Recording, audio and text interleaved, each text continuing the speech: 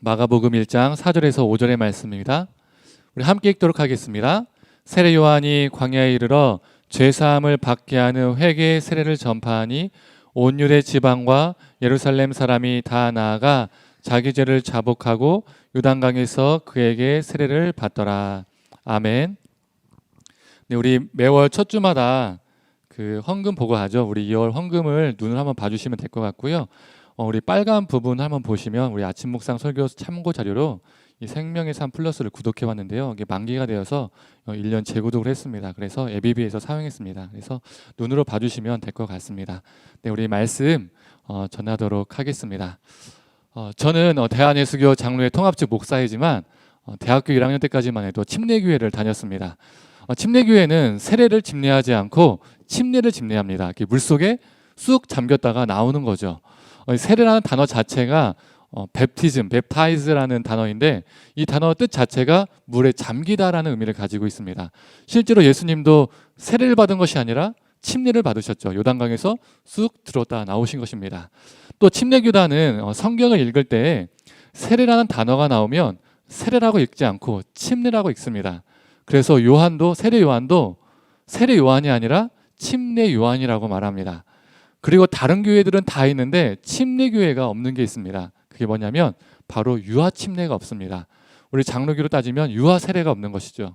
이 침례교회에서 침례란 부모의 결정과 부모의 의지로 받는 것이 아니라 자신의 의지로 스스로 고백할 수 있을 때에 받는 예식이라고 믿기 때문입니다. 저 같은 경우에도 모태신앙이긴 하지만 유아 침례가 없으니까 청소년 때에 침례를 받았습니다. 그래서 침례에 대한 기억이 또렷이 있어요. 물에 들어갔다가 나온 기억이 또렷이 있다는 거죠. 저에게는 이 기억이 매우 소중합니다. 왜 그러냐면 우리 개신교회는 성리전이 몇 개가 있죠? 네, 2개가 있습니다. 하나는 성찬이고 또 다른 하나는 세례입니다. 성찬은 우리가 죽는 날까지 여러 번 경험할 수 있죠. 그런데 세례는 평생 딱 한 번만 받을 수 있습니다. 2번, 3번 받지 않습니다. 여러 번 받으면 재세례파가 되는 겁니다. 그래서 세례의 기억을 가지고 있다는 게 저에겐 정말 소중하게 느껴지더라고요. 유아 세례를 받으면 기억할 수 없죠.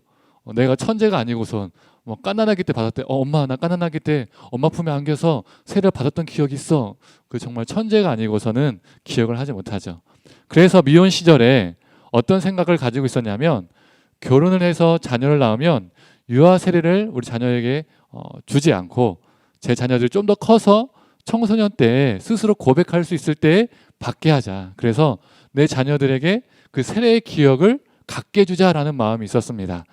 그래서 지훈이가 태어난 후에 제가 섬기는 교회에서 유아 세례식이 있었는데 유아 세례를 신청하지 않았어요. 그랬더니 성도님들이 저를 볼 때마다 왜 안 받으시냐고 여러분들이 질문을 하시더라고요. 그러면서 이거 안 되겠다 물어보시는 성도님들마다 일일이 대답해 드릴 수도 없고 또 오해를 살 수도 있고 또 이 목사로서 본이 안 될 수도 있겠다 싶어서 다음 해에 우리 지훈이도 유아 세례를 받았고 또 혜원이가 태어난 다음에도 우리 혜원이도 유아 세례를 받았습니다. 그런데 2년 전에 저희 통합 측에서 아동 세례가 생겼죠. 유아 세례를 받지 못한 아동들도 세례를 받을 수 있게 되었습니다.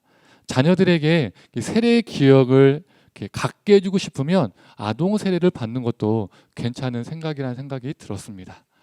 오늘 본문도 세례와 관련된 이야기죠. 세례 요한이 요단강에서 무엇을 하고 있죠?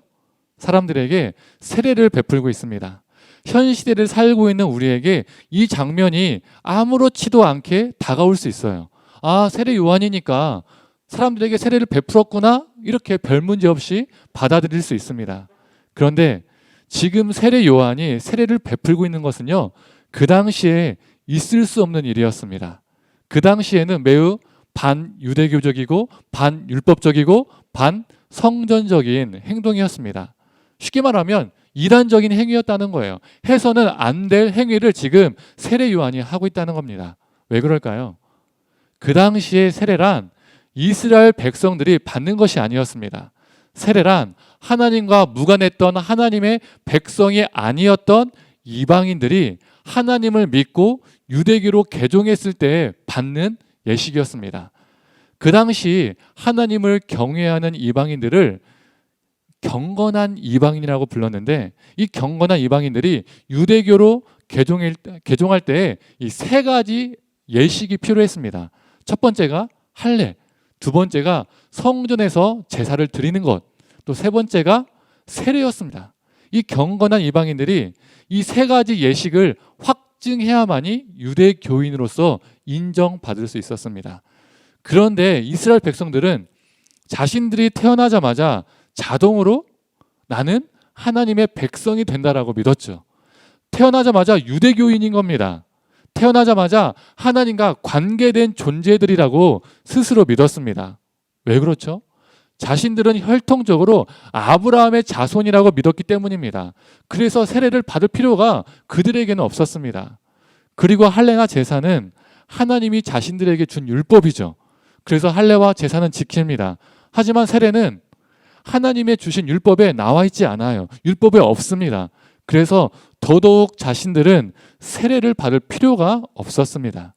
세례란 하나님과 무관했던 이방인들이 유대교로 개종했을 때만 받는 예식, 이방인들을 대상으로 행하는 예식이었습니다. 그런데 세례 요한이 지금 누구에게 세례를 전파하고 있습니까? 이방인들에게 전파하고 있습니까? 아니에요. 하나님의 백성인 이스라엘 백성들에게 세례를 지금 전파하고 있어요. 이게 무엇을 의미할까요? 수많은 유대인들이 스스로 하나님의 백성이라고 자부했지만 하나님의 백성답게 살지 못했다는 겁니다. 자신들은 하나님과 관계한 존재라고 스스로 믿었지만 실제로는 하나님과 무관한 삶을 살았다는 거죠. 그래서 세례 요한은 이 세례를 이방인들에게 전파한 것이 아니라 유대인들에게 전파했습니다. 오늘 본문과 동일한 사건을 다루는 평행 본문은 마태복음 3장과 누가복음 3장, 요한복음 1장입니다.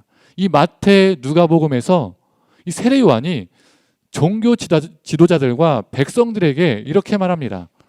회개에 합당한 열매를 맺고 속으로 아브라함이 우리의 조상이라고 생각하지 말아라 라고 외칩니다. 아브라함의 후손이라고 자동으로 하나님의 백성이 된다는 것이 아니라는 거죠. 세례 요한이 이스라엘에게 세례를 전파한 것은 지금까지 하나님과 무관한 삶을 벗어버리고 하나님의 백성답게 살지 못했던 그 삶을 버리고 새롭게 태어나라 라는 요청이었습니다. 그런데 이 요청에 많은 유다 백성들이 동참했다는 것이 신기하고 놀라운 거예요. 유대인들의 입장에서는 기분 나쁠 수 있잖아요. 자신들은 이미 하나님의 백성인데 혈통적으로 아브라함의 자손인데 자신들에게 세례를 받으라고 말하니까 기분 나쁠 수 있죠. 오늘 본문 5절을 볼까요? 우리 함께 읽어보겠습니다. 온 유대 지방과 예루살렘 사람이 다 나아가 자기 죄를 자복하고 요단강에서 그에게 세례를 받더라. 유대 땅의 전국 곳곳에서 수많은 사람들이 요단강에 몰려와서 세례를 받았습니다. 요즘 말로 하면요, 인기 폭발한 것이죠. 어떻게 이런 현상이 가능했을까요? 요즘처럼 SNS나 유튜브가 있었던 시대도 아니고, 그래서 이 소문이 순식간에 전국 곳곳에 퍼지기도 힘들고, 또 지금처럼 자동차나 기차가 있어서 먼 곳을 오고 갈 수 있는 그런 시대도 아니었는데 어떻게 전국 각지에서 많은 사람들이 몰려왔을 수 있었을까요? 어떻게 이게 가능했을까요? 앞에서 경건한 이방인들이 유대교로 개종하기 위해서 몇 가지 의식을 치러야 한다고 했죠? 세 가지 의식. 성전에서 제사를 드리는 것, 이거 어려운 거 아닙니다. 가서 동물 드리면 되죠. 세례 어려운 거 아닙니다. 물에 들어갔다 나오면 됩니다. 그런데 뭐가 문제일까요? 할례가 문제입니다. 할례는 남성의 성기의 표피를 자르는 의식이었잖아요. 이게 육체적으로는 엄청 아프고 그 당시에는 위생개념과 의학기술이 지금처럼 좋지 않았죠. 그래서 할례를 받았다가는 안 좋은 것에 감염이 될 수도 있고 심하면 죽을 수도 있었습니다. 이 할례 의식 때문에 수많은 경건한 이방인들이 유대교로 개종하고 싶어도 망설였습니다. 무섭고 두렵기 때문에 개종하지 못했어요. 그때 짜잔 하고 나타난 사람이 누굴까요? 바로 바울입니다. 바울이 무엇을 전했죠? 육체의 할례가 아니라 마음의 할례를 받아야 된다. 그리고 할례로 하나님의 백성이 되는 것이 아니라 오직 예수 그리스도로 하나님의 백성이 될 수 있다라고 바울이 전파했습니다. 이게 경건한 이방인들에게는요, 너무 획기적이고 너무 놀라운 소식이었던 거예요. 너무 기쁜 소식이었던 거예요. 말 그대로 복음이었습니다. 할례를 받지 않고도 예수님만 믿어도 내가 하나님의 백성이 될 수 있구나. 이게 너무나 기뻤던 거죠. 그래서 그 당시에 많은 이방인들이 유대교로 개종한 것이 아니라 기독교로 개종을 했었습니다. 이게 바로 바울이 유대교에게 미움을 산 이유입니다. 유대교 입장에서는 바울이 수많은 고객을 뭐예요? 낚아챈 거잖아요. 자신들의 밥줄을요, 바울이 위협한 겁니다. 바울이 전하는 예수의 복음이 전파되면 전파될수록 경건한 이방인들은 예수님을 믿게 되면 믿게 될수록 어떻게 되는 겁니까? 종교 권력자들은요, 자신의 본줄이 끊어지는 거예요. 그래서 그들은 수없이 바울을 죽이고자 했던 겁니다. 세례 요한도요, 바울과 똑같은 케이스입니다. 그 당시에 죄 사함을 받을 수 있는 유일한 길은 무엇이었습니까? 오직 성전에서 동물 제사만 드리는 것이 죄 사함을 받을 수 있는 유일한 길이었습니다. 그런데 그 당시 성전은 부패와 타락의 온상이었죠. 착취의 온상이었습니다. 제사 동물을 터무니없는 높은 가격에 파는 형식으로 백성들을 착취했습니다. 부당한 이익을 성전이 취했습니다. 이 종교 권력자들은 성전에 드려진 헌금으로 고리대금을 했어요. 이 고리대금업을 해서 엄청난 부를 축적했습니다. 백성들을 가난에 몰아넣었죠. 많은 백성들이 높은 이자를 갚지 못해서 땅을 잃고 집을 잃고 일용직 노동자가 되고 노숙인이 되었습니다. 그래서 예수님의 비유를 보면요, 품꾼에 대한 이야기가 많이 나오잖아요. 왜 품꾼에 대한 이야기가 많이 나오냐면 그 당시에 일용직 노동자들이 정말 많았기 때문에 가장 쉬운 예로 직업으로 비유를 드신 것입니다. 그래서 예수님 당시 사회 경제를 보면요, 빈부격차가 엄청났어요. 소수만 부를 누리고 대부분의 백성들은 가난하게 살았습니다. 그래서 예수님이 성전을 향해서 뭐라고 말씀하셨죠? 강도의 소굴이다. 하나님께 예배를 드리는 곳이 아니라 강도떼들이 득실득실한 곳, 바로 종교 지도자들이 강도들이라는 것이죠. 이렇다 보니까 성전에서 제사를 못 드리거나 안 드리는 사람들이 생겨났습니다. 엄청 생겨났어요. 첫 번째 부류는 너무나 가난해서 제사를 드릴 수가 없었습니다. 가장 싼 비둘기조차 제물로 드릴 수 없는 형편이 되어서 제사를 드리고 싶어도 드릴 수 없었습니다. 두 번째 부류는 성전의 부패 때문에, 타락 때문에 제사를 드리지 않는 사람들이 생겨났습니다. 내가 제물을 드리고 헌금을 드리면 그거 누가 어떻게 합니까? 제사장들이, 종교 권력자들이 그 돈을 꿀꺽 삼키는 겁니다. 그거 가지고 고리대금업을 하니까 돈을, 헌금을 안 되는 거죠. 복음서에 보면 예수님이 세리와 죄인들과 식사하는 장면들이 나오죠. 거기서 나오는 죄인들은요, 우리가 생각하는 살인, 강도 이런 중범을 저지른 사람들을 가리키는 것이 아니라 그 당시에 성전에 가서 제사를 안 드리거나 못 드리는 사람들을 향해서 죄인이라고 불렀었습니다. 성전에 가서 제사를 드리고 죄사함을 받아야 하는데 제사를 안 드리니까 자동으로 죄사함을 못 받았고 결국 죄의 짐을 짊어지고 살아가는 사람들이니까 그들 향해서 그 당시 사람들이 너는 죄인이야 라고 말했던 것이죠. 예수님과 함께한 그 식사한 그 죄인들은 가난하고 성전으로부터 소외된 사람, 그래서 타락한 성전 체제에 반감을 품었던 사람들이었습니다. 그런데 세례 요한이 어떤 세례를 베풀고 있습니까? 그냥 물 세례가 아니라 4절 한번 읽어볼까요? 시작. 세례 요한이 광야에 이르러 죄사함을 받게 하는 회개의 세례를 전파하니. 그 당시 사람들에게 죄사함을 받는 유일한 길은 성전에 가서 동물을 죽여서 동물로 제사를 드리는 것인데, 그래서 어떤 사람들은 제사함을 받기 위해서 울며 겨자 먹기로 그 비싼 동물을 사서 성전에서 제사를 드린 사람도 있었고, 또 어떤 사람들은 타락한 성전에서 제사를 드리기 싫어서 안 드린 사람도 있었고, 또 어떤 이들은 찢어지게 너무나 가난해서 제사를 못 드린 사람들도 있었는데, 이제 무슨 새로운 길이 열린 거예요? 타락한 성전에 가서 동물로 제사를 드리지 않고도 죄사함을 받을 수 있는 새로운 길이 열린 겁니다. 이게 그 당시 유대인들에게는요, 너무 획기적이고 너무 놀라운 소식이었던 거예요. 그래서 카톡이나 유튜브가 없었던 시대에 이 소식이 전국 곳곳에 쫙쫙쫙 퍼질 수 있었던 겁니다. 자동차가, 기차가 없는 시대에도 전국 곳곳에서 사람들이 요단강으로 몰려올 수 있었던 겁니다. 야, 죄 사함을 받을 수 있는 길이, 새로운 길이 열렸대. 야, 우리 거기 동물로 제사 드리지 않아도, 그 타락한 성전에 가지 않아도 죄 사함을 받을 수 있대. 서로 그 말이 쫙쫙 퍼지면서 많은 사람들이 몰려올 수 있었던 겁니다. 그런데 이걸 누가 또 안 좋아할까요? 종교 권력자들이, 종교 지도자들이 안 좋아하죠. 사람들이 요한에게 몰리면 몰릴수록 성전에 오는 사람들이 줄어듭니다. 고객이 떨어지는 거예요. 사람들이 세례를 받으면 받을수록 성전의 수입이 줄어듭니다. 성전의 수입이 반토막, 아니 반의 반토막으로 떨어져 나가는 거죠. 종교 권력자들 입장에서 세례 요한은 자신들의 돈줄, 밥줄을 위협하는 사람이었습니다. 이게 그들이 세례 요한을 싫어했던 이유입니다. 세례 요한은 이방인이 아니라 유대교인들에게 세례를 베풀었기 때문에 반 유대교적인 사람, 율법에도 없는 죄사함의 세례를 베풀었기 때문에 반 율법적인 사람, 또 성전의 동물 제사와 성전 체제를 위협한 사람이었기 때문에 반 성전적인 사람이었습니다. 이것이 요한을 공격할 수 있는 건수였었어요. 그래서 마태, 누가, 요한복음을 보면 종교 권력자들이 이것들을, 이 상황을 자신의 눈으로 확인하기 위해서 요단강에 왔습니다. 건수 잡아야죠.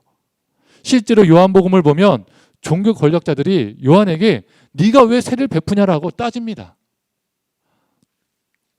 그런데 오늘 본문에서 주목할 단어가 있습니다. 정말 중요한 단어입니다. 그냥 죄사함을 받게 하는 세례가 아니라 어떤 세례입니까? 우리 4절 후반부를 다시 한번 읽어볼까요? 시작. 죄사함을 받게 하는 회개의 세례를 전파하니. 그냥 죄사함을 받게 하는 세례라면 죄사함을 받게 하는 동물 제사처럼 변질될 수 있습니다. 어느 순간 종교 사업으로 변질될 수 있는 거예요. 동물 제사로 장사를 했던 성전처럼 요단강에서 물장사를 할 수 있는 거예요. 예를 들어서 이렇게 할 수 있는 거죠. 죄사함 받고 싶으면 돈 내야 돼. 세례 받는 물값 100만 원. 자, 물 들어오는데 100만 원. 이렇게 변질될 수 있다는 겁니다.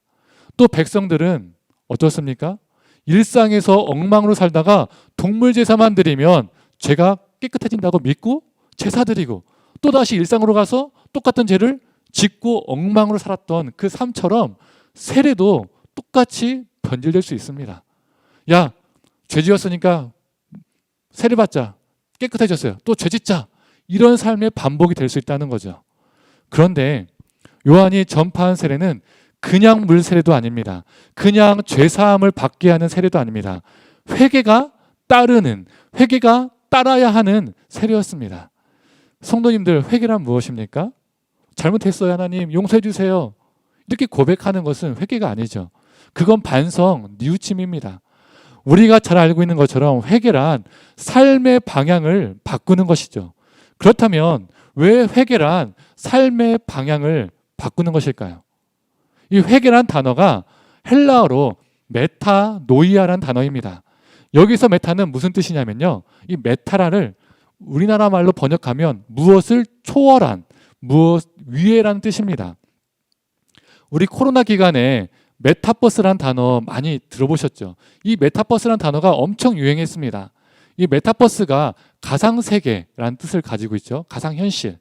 이 메타라는 단어와 이 유니버스라는 단어가 합쳐진 합성어입니다. 메타가 초월한이라는 의미를 가지고 있다고 했죠. 유니버스가 세계라는 의미를 가지고 있으니까 초월한 세계, 즉 가상세계를 의미하는 거예요. 여튼 메타는 무엇을 초월한, 무엇의 위에라는 의미를 가지고 있습니다. 그리고 메타노이아에서 이 노이아는 인식, 지각이라는 뜻을 가지고 있습니다. 우리 영어로 알다가 영어로 뭐죠? know잖아요. 그렇죠? know. 이 know가요, 헬라어 이 노이아에서 유래된 단어입니다. 그러면 이 메타와 노이아를 합치면 메타노이아가 무슨 뜻이 될까요? 내가 가지고 있는 인식을 초월한, 기존의 인식을 뛰어넘는 이라는 의미를 가지고 있습니다. 쉽게 말하면 메타노이아는 기존의 인식의 변화라는 뜻을 가지고 있다는 것이죠. 즉 회개란 사람이 삶의 방향을 바꾸는 것인데, 삶의 방향을 바꾸기 위해서는 인식의 변화가 먼저 있어야 된다는 겁니다. 기존의 인식을 뛰어넘어야 내 삶이 바뀐다는 거죠. 어떤 사람이 인식과 관점이 변하지 않았는데 여전히 이전과 같은데 삶의 방향이 달라진다? 이건 불가능하죠. 사람은 자기가 인식하는 대로, 자기가 바라보는 대로, 즉 자신의 가치관대로 세상을 바라보고 또 그렇게 살아갑니다. 그게 인간이죠. 나의 인식은, 나의 가치관은 이전과 같은데 전혀 바뀐 것이 없는데 삶이 달라졌다라고 말하는 것은 진짜로 삶이 달라진 것이 아니라 바뀐 척 하는 겁니다. 인식이 바뀌어야, 세상을 바라보는 관점이 바뀌어야 삶이 바뀌는 것이고, 이것이 성경이 말하는 진정한 회개입니다. 회개의 첫 시작은 인식의 전환, 가치관의 변화에 있다는 것이죠. 그래서 세례 요한이 뭐라고 외쳤습니까? 평행 본문인 마태복음 3장 2절의 말씀입니다. 함께 읽어보겠습니다. 회개하라, 천국이 가까이 왔느니라 하였으니. 기존의 너의 인식을 바꿔라, 천국이 가까이 왔다라고 지금 세례 요한은 외친 겁니다. 기존의 인식을 가지고는, 기존의 세속적인 가치관을 가지고는 하나님 나라에 들어갈 수 없다는 겁니다. 하나님 나라가 가까이 왔으니까 너의 기존 인식을, 너의 기존 가치관을 다 뜯어고쳐서 하나님 나라의 관점으로 바꾸라는 뜻이죠. 그래서 평행 본문인 누가복음 3장을 보면 무리들과 세리들 그리고 군인들이 이 세례 현장에 나와서 세례 요한에게 우리가 무엇을 해야 합니까? 라고 질문을 합니다. 그때 세례 요한이 그들에게 옷 2벌 있는 자들은 옷 없는 자들에게 나누어 주고, 먹을 것이 없는 사람, 먹을 것이 있는 자들은 먹을 것이 없는 자들에게 나누어 주고, 부가한 것 외에는 세금을 거두지 말고, 사람에게 강탈하지 말고, 거짓으로 고발하지 말고, 받는 급료로 만족하라 라고 말합니다. 가난한 사람들을 바라보는 그 인식이 바뀌어야 내 옷을, 나의 양식을 기꺼이 나눠줄 수 있는 겁니다. 백성들을 착취의 대상으로 바라보는 것이 아니라 돌보며 지켜야 하는 존재로 나의 인식이, 나의 관점이 바뀌어야 그 착취와 강탈을 멈출 수가 있죠. 성도님들, 우리도 마찬가지입니다. 이스라엘이 아브라함의 자손이라고 자동으로 하나님의 백성이 되는 것이 아닌 것처럼 우리도 모태신앙이라고, 교회 오래 다녔다고, 목사, 장로, 권사, 집사라고 교회 오래 봉사했다고 자동으로 하나님 나라 백성이 되는 거 아닙니다. 자동으로 하나님 나라에 들어가는 거 아닙니다. 교회 오래 다녔어도요, 하나님과 무관하게 살 수 있습니다. 교회 오래 다녔어도 세상을 바라보는 인식이요, 세상 사람들과 똑같을 수 있습니다. 성도님들, 세상을 바라보는 우리 인식과 우리 관점이 바뀌어야 합니다. 성도님들, 우리 안에 혹 왜곡된 가치관, 그릇된 인식들이 있다면 그 인식과 그 가치관이 바뀌고, 즉 진정한 회개가 일어나고 하나님 나라의 가치관으로 새롭게 살아가는 역사가 우리 안에 있기를 간절히 원합니다. 이제 말씀을 정리하겠습니다. 그렇다면 성도님들, 기존의 잘못된 인식과 가치관은 무엇으로 인해서 바뀔 수 있습니까? 공부를 많이 하면, 단순히 공부 많이 하면 바뀔까요? 아닙니다. 오직 하나님의 말씀으로 바뀔 수 있습니다. 왜 예수님이 공생의 기간 동안에 가르치고 또 가르치셨을까요? 가르침을 통해서 인식이, 가치관이 변화되기 때문입니다. 그 변화된 가치관은 변화된 삶으로 나아가는 거죠. 그래서 우리 예수님께서 승천하실 때 제자들에게 주신 지상명령이 무엇입니까? 우리가 정말 잘 알고 있는 마태복음 28장 19절에서 20절의 말씀입니다. 우리 한번 노란색만 읽어볼까요? 자, 시작. 아버지와 아들과 성령의 이름으로 세례를 베풀고 내가 너에게 분부한 모든 것을 가르쳐 지키게 하라. 세례식에서 세례를 베풀고 세례를 받았다고 끝나는 것이 아니라는 겁니다. 하나님의 말씀을 가르치고 배우고, 그래서 우리의 인식과 가치관이 변화되어서 결국 우리 삶이 하나님을 순종하는 삶, 하나님이 기뻐하시는 삶으로 변화되는 것입니다. 오늘 조금 전에 읽었던 20절이요. 어떻게 되어 있습니까? 가르쳐 지키게 하라는데 원래 이 헬라어로 더 정확하게 따지면요. 지킬 때까지 가르치라는 겁니다. 가르치라는 거예요. 지킬 때까지, 내 인식이 변화될 때까지, 내 가치관이 변화될 때까지 가르치라는 겁니다. 그래서 우리나라 조선에 처음 선교사들이 들어왔을 때 그들이 가장 먼저 한 것 중에 무엇입니까? 학교를 세우는 것이었습니다. 가르침을 통해서 이 가치관을요 변화시키는 거예요. 기존 인식과 가치관을 하나님의 말씀으로 새롭게 하는 것입니다. 성도님들, 우리는 세례받은 사람들입니다. 아직 세례를 받지 않은 분이 있다면 언젠가는 받을 거죠. 그런데 교회라는 장소에서, 세례식이라는 시간에서 물이 머리에 닿았다고 세례교인이 아닙니다. 세례 증서를 가지고 있다고 세례교인이 아닙니다. 세례받은 자답게 살아가는 자가 세례받은 성도이죠. 나의 가치관, 헛된 인식은 죽고 하나님의 말씀을 통해서 새로운 가치관으로 살아가는 자가 세례받은 성도입니다. 하나님 나라의 관점으로 이 세상을 재해석하는 존재가 세례받은 사람입니다. 성도님들, 우리는 사순절 기간에 놓여 있습니다. 사순절은 우리의 죄악을 발견하고 회개하는 절기이죠. 우리의 회개가 입술의 고백으로만 끝나는 것이 아니라 이성적인 반성과 뉘우침으로 끝나는 것이 아니라 감정적인 한탄으로 끝나는 것이 아니라 하나님의 말씀을 통해서 우리의 인식이 하나님 나라의 가치관으로 변화되고 결국 우리의 삶이 변화되는 진정한 회개의 역사, 진정한 메타노이아의 역사가 우리 삶에 있기를 간절히 원합니다. 세례받은 자로 합당한 존재, 하나님 나라 백성답게 살아가는 저와 성도님 되기를 간절히 축원합니다. 이 시간 함께 찬양하고 기도하도록 하겠습니다.